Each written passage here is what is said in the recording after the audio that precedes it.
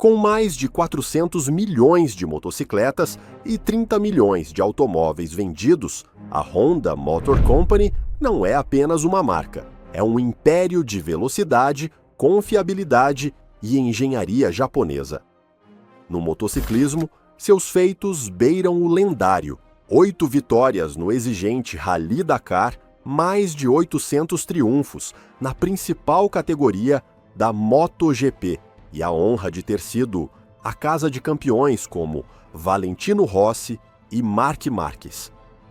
No automobilismo, seu nome também ecoa com força. Sua histórica participação na Fórmula 1, fornecendo motores para a equipe McLaren, ao lado da lenda Ayrton Senna, consolidou seu prestígio entre a elite esportiva do mundo motor. Mas por trás desse colosso japonês, que rivaliza com gigantes como Toyota e Nissan, esconde-se uma história profundamente humana, uma história de sacrifícios silenciosos, de fracassos constantes e de uma determinação inabalável de nunca desistir.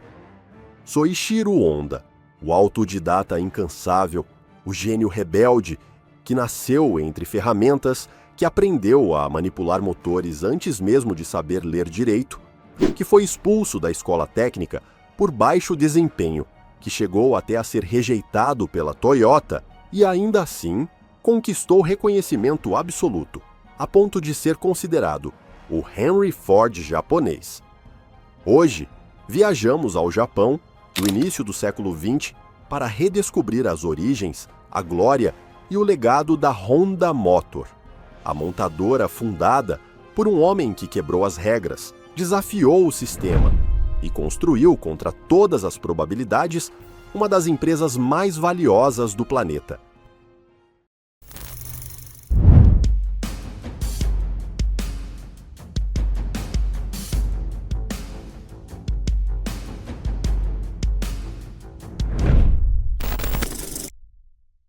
Nosso protagonista nasceu em 17 de novembro de 1906, em Komio, uma aldeia rural pertencente à cidade de Tenryu, na província de Shizuoka, Japão.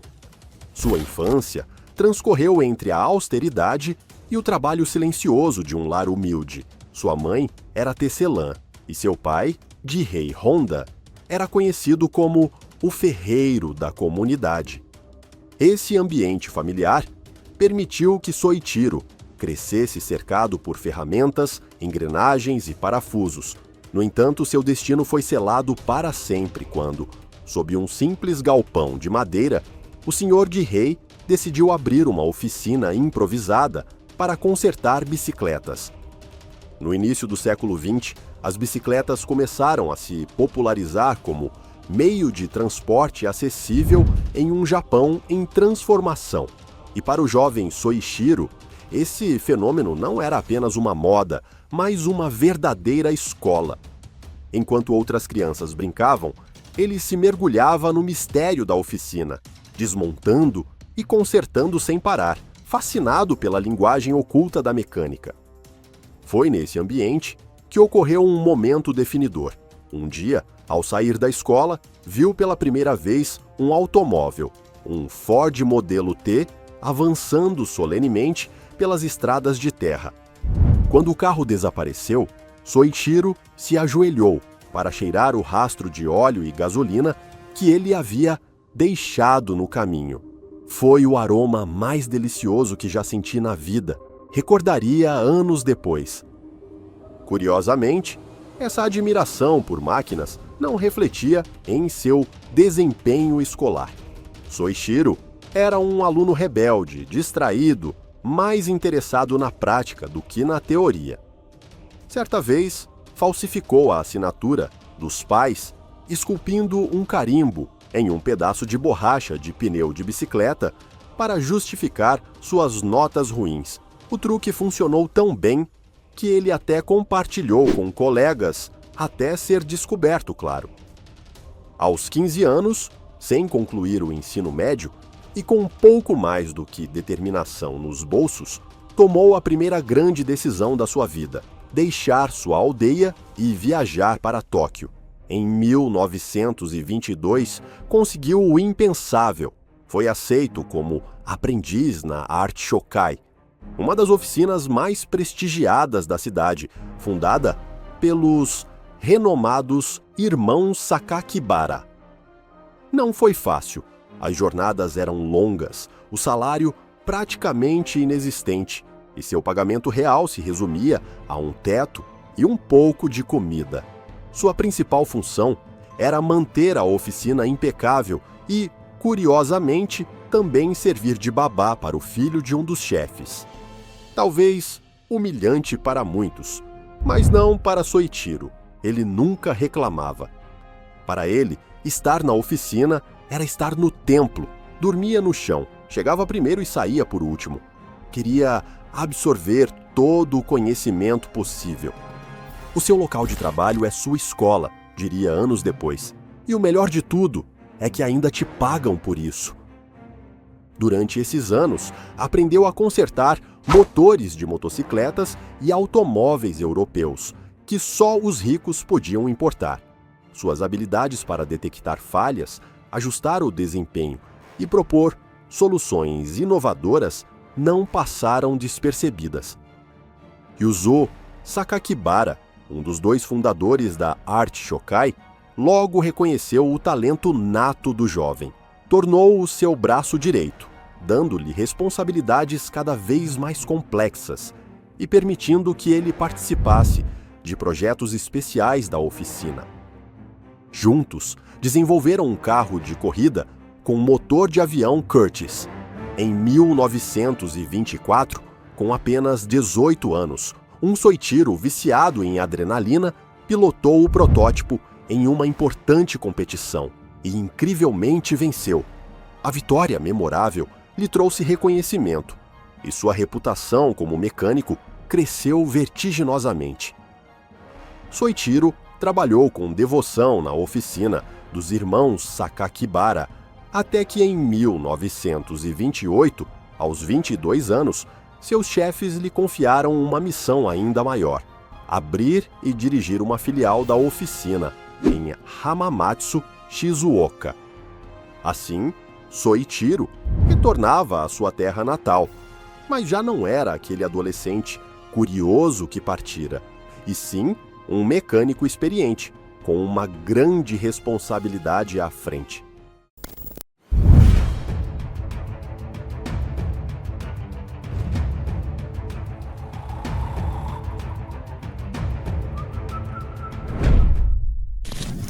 Assumir o comando de uma filial aos 22 anos foi um desafio monumental. Muitos viam em Soichiro um jovem impetuoso, porém imaturo para liderar uma unidade. No entanto, teimoso e dedicado, ele trabalhou dia e noite e transformou aquele pequeno escritório na filial mais lucrativa da marca. Para aumentar sua reputação, continuou participando de corridas automobilísticas em seu tempo livre. Por outro lado, sua família insistia para que retomasse os estudos e fortalecesse seus conhecimentos teóricos. Soichiro, pouco convencido, entrou na escola técnica de Hamamatsu, mas logo desistiu. Recusou-se terminantemente a fazer as provas finais. Para ele, aprender era mais valioso do que passar em exames. Foi expulso mais uma vez e entendeu que seu caminho seria o do autodidata. Se a teoria promovesse a criatividade, todos os professores seriam os inventores, afirmava. Em 1936, sua paixão por corridas lhe trouxe literalmente um golpe duro. Soichiro bateu a 120 km por hora em uma competição no rio Tama. Sofreu múltiplas fraturas e um diagnóstico grave: daltonismo. As orações de seu pai e de sua esposa o afastaram das pistas como piloto, mas não dos motores. Seu foco e determinação empresarial só aumentaram.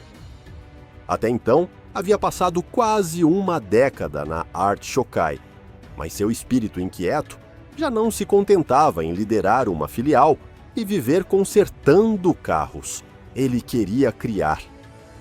Descobriu que os anéis de pistão era um mercado de alta demanda e baixa qualidade. Apresentou a ideia aos irmãos Sakakibara, seus chefes, mas a resposta foi um frio não. Foi então que, junto com seu amigo Shichiro Kato, fundou a Tokai Seiki Heavy Industry.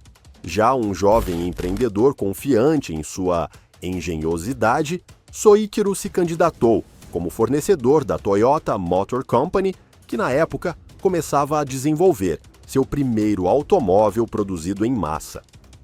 Apresentou-se pessoalmente a Kishiro Toyoda, o homem por trás da futura gigante automotiva, mas a resposta foi um golpe devastador, fracasso absoluto. Dos 50 anéis fabricados, apenas 3 passaram nos testes de qualidade. O restante foi rejeitado por não atender aos rigorosos padrões da Toyota.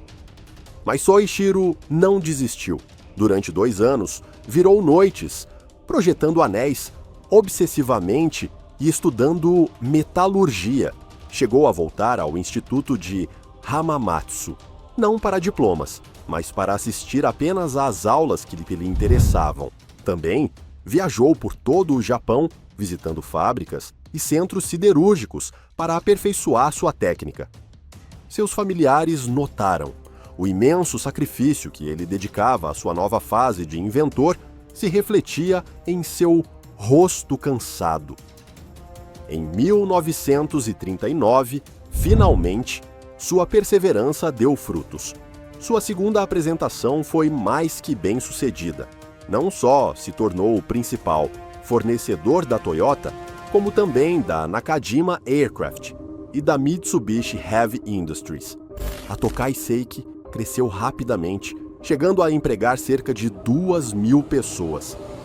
Contudo, a guerra mudou o cenário. Em 1941, o exército imperial japonês obrigou a empresa a fabricar material bélico, e à medida que o conflito se intensificava, a mão de obra masculina escasseava. Soichiro tinha que ajustar cada máquina pessoalmente. Nesse período, chegou a inventar uma fresadora automática para hélices de madeira, que quadruplicava a produtividade em relação aos métodos artesanais, uma inovação que impressionou figuras como Kaiichi Kawakami, então presidente da Nippon Gaki, atual Yamaha. O ponto de virada na vida de Soichiro veio em 1944, quando um bombardeio aliado destruiu sua fábrica principal. Com recursos próprios, conseguiu reconstruí-la em poucos meses, mas o grande terremoto de Nankai, em 1945, acabou devastando tudo novamente. Arrasado, vendeu o que restava à Toyota por 450 mil ienes da época e decidiu tirar um ano sabático regado a álcool, decepção e profundas reflexões. Após a guerra, o povo japonês mergulhou na miséria absoluta e Soichiro em um labirinto de incertezas sobre o futuro.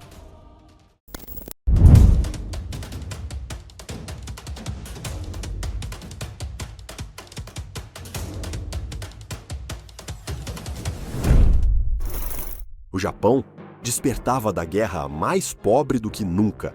As cidades estavam em ruínas e os recursos eram escassos. Em meio a essa desolação, Soichiro Honda enxergou uma centelha de oportunidade.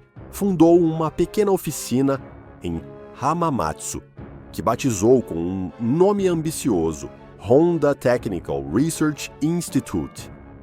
A maioria dos japoneses só conseguia se locomover de bicicleta.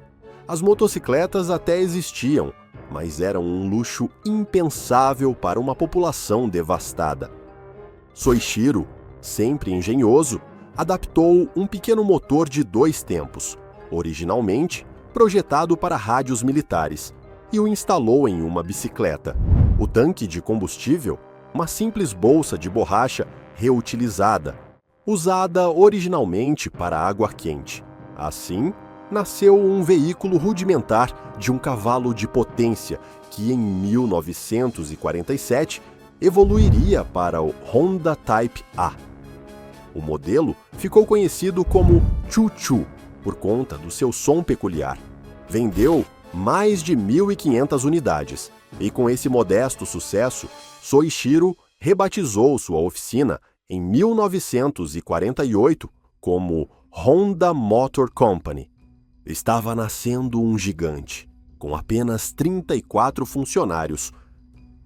Mas a Honda, como conhecemos hoje, não existiria sem Takeo Fujisawa. Visionário em finanças, marketing e relações comerciais, Fujisawa se tornaria seu parceiro indispensável.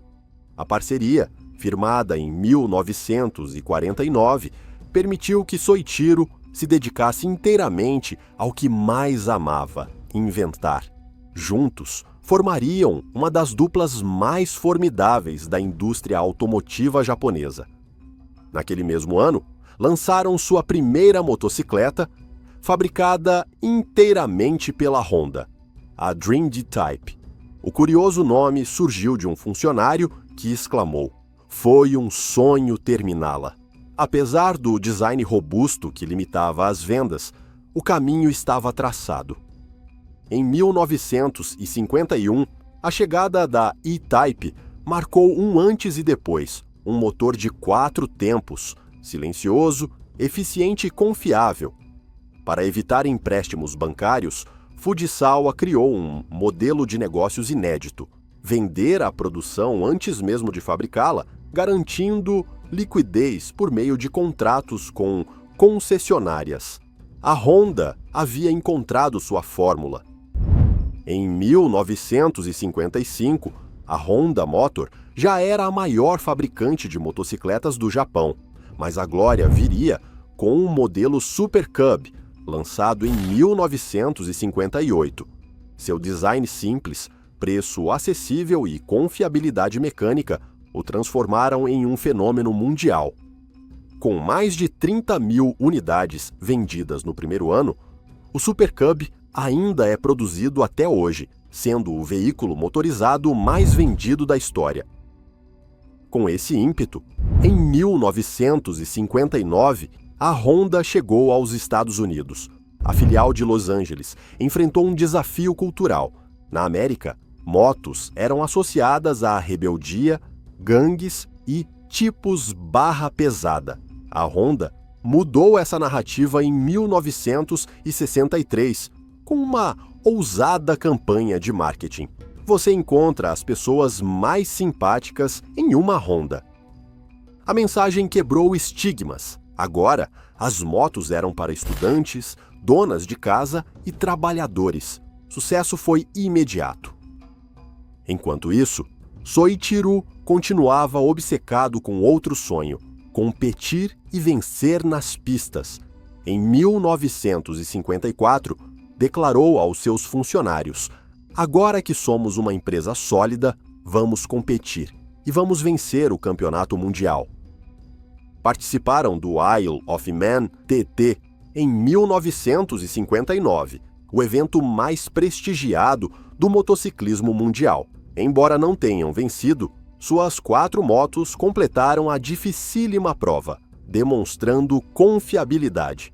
Em 1961, voltaram com o modelo RC160 e conquistaram os títulos nas categorias de 125 e 250 cilindradas. Desde então, a Honda tem dominado as pistas, com mais de 800 vitórias em campeonatos mundiais, MotoGP, Moto2, Moto3. Mas ainda faltava realizar um grande desejo. Aquela visão de infância, vendo um Ford Model T passar, ainda vivia na memória do gênio. Soichiro Honda estava pronto para dar o próximo passo: construir o primeiro automóvel da sua história.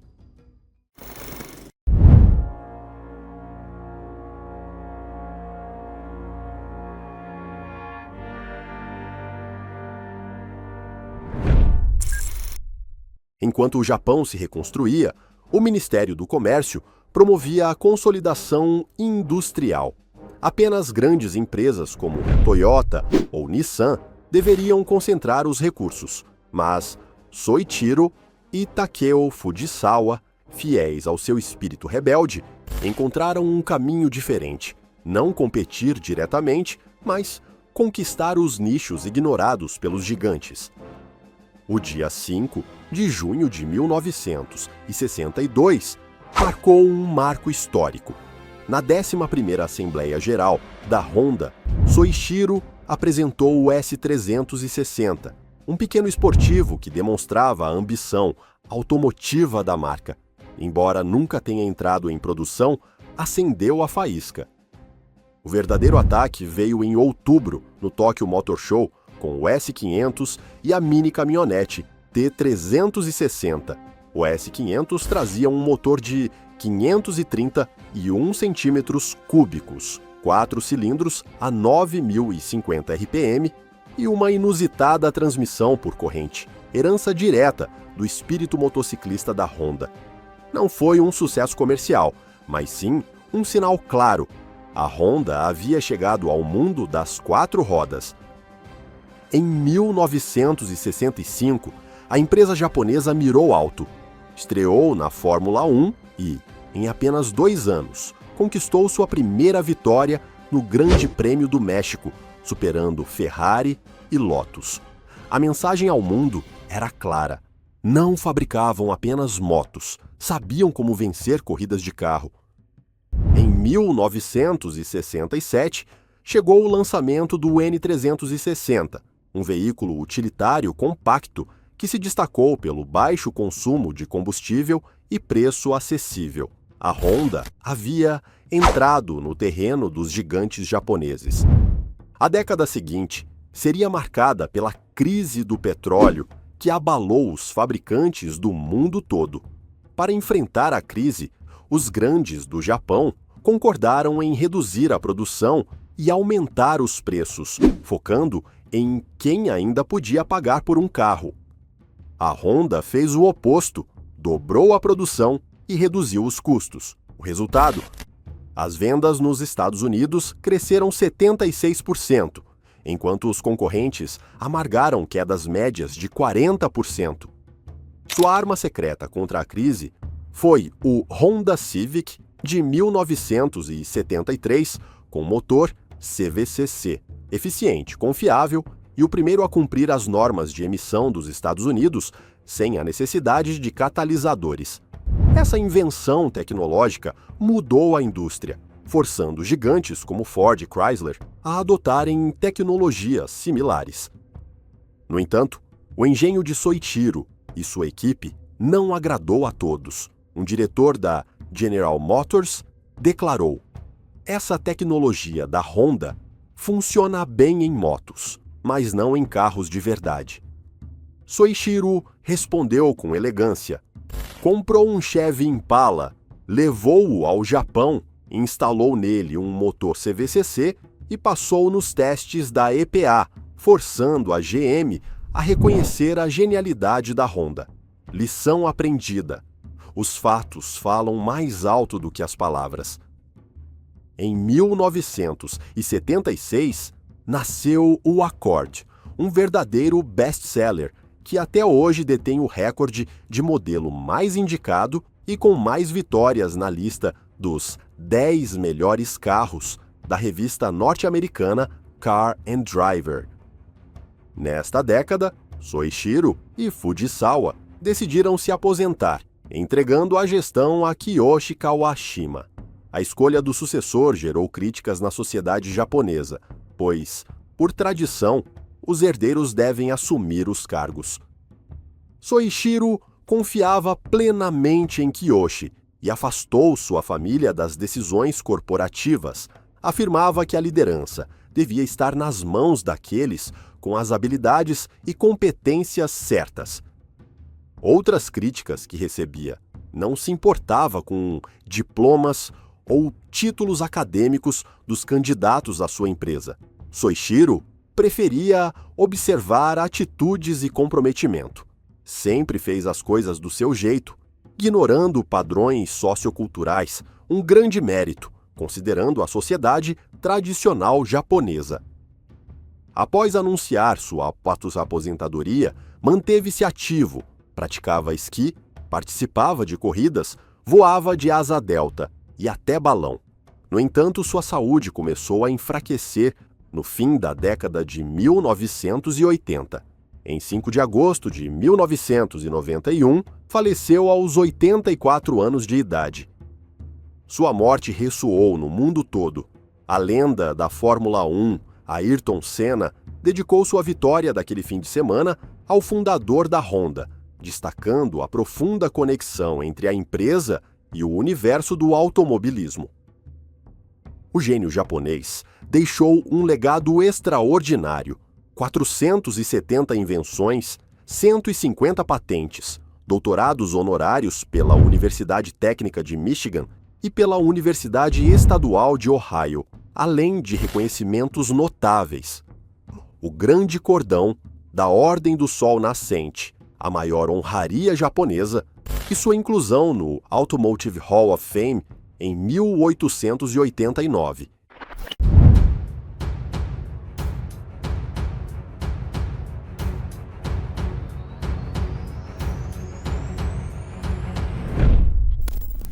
Após a era do grande visionário, a Honda Motor Company seguiu seu caminho, desafiando os limites da inovação. Na década de 1980, revolucionaram novamente com a tecnologia VTEC, um sistema que otimizava o desempenho do motor, oferecendo eficiência em baixas rotações, mas potência total quando se acelerava ao máximo. Essa filosofia evoluiu para o iVTEC, que une o desafio ecológico com a performance esperada nos dias atuais. Em 1986, nasceu a Acura, a primeira marca premium japonesa. Sua missão: competir diretamente com BMW, Mercedes-Benz e Audi. Foi o primeiro passo da Honda rumo ao luxo automotivo. Essa mesma década marcou outro divisor de águas. A Honda se tornou a primeira marca japonesa a estabelecer uma fábrica própria nos Estados Unidos, em Ohio, um marco que transformou a presença industrial japonesa na América do Norte.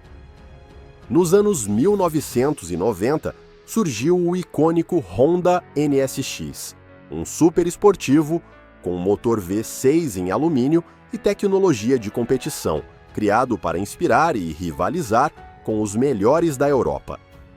Quase no final do milênio, veio também a entrada no mundo híbrido, com o Insight, um dos primeiros carros híbridos produzidos em massa. O século XXI permitiu à Honda expandir suas fronteiras industriais. Em 2006, lançou o Honda Jet, sua entrada oficial no setor da aviação. Até hoje cruza os céus como símbolo de sua ambição futurista.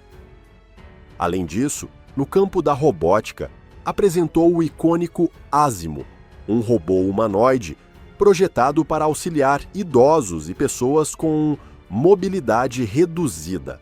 Embora o desenvolvimento tenha sido encerrado em 2018, seu legado permanece como um símbolo tecnológico. No lar, o sistema Honda Smart Home System, apresentado em 2012, permite gerenciar energia de forma eficiente. E em plena pandemia, lançou o Honda i, seu primeiro carro 100% elétrico compacto, criado para o urbano do amanhã. Mas no coração da Honda Motor, seu espírito esportivo continua pulsando. Com mais de 800 vitórias em campeonatos mundiais de motociclismo e automobilismo, de 125 cilindradas até MotoGP, a marca segue no topo das pistas desde aquela primeira vitória na ilha de Man, em 1961. E na Fórmula 1, seu legado segue vivo.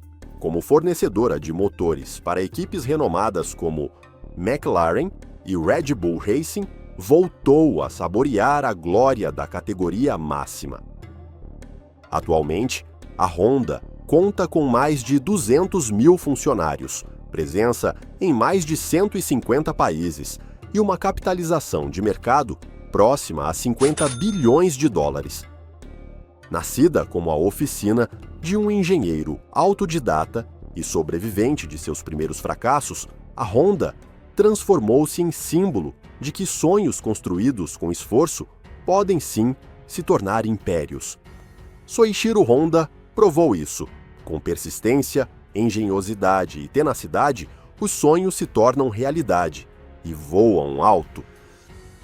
Ao olhar para trás em meu trabalho, sinto que não fiz nada além de cometer erros, atrapalhadas e omissões graves, mas tenho orgulho das minhas conquistas. Embora tenha cometido erro após erro, meus fracassos nunca aconteceram pelas mesmas razões. Soichiro Honda. Assim concluímos a extraordinária história da Honda Motor Company, forjada sob a direção de um gênio irrepetível, Soichiro Honda. Um homem que não apenas revolucionou a indústria das motocicletas, nem apenas desafiou os gigantes do setor automotivo, mas fez tudo isso enfrentando as normas de uma cultura tradicional que, à primeira vista, não parecia ter espaço para sonhadores. Se você é fã da Honda ou do mundo automotivo, não se esqueça de deixar seu comentário. E se essa história te prendeu, talvez você queira descobrir como uma pequena empresa japonesa sobreviveu a uma bomba atômica e se transformou no símbolo do renascimento de uma cidade inteira, Mazda Motors. Nos vemos no próximo vídeo.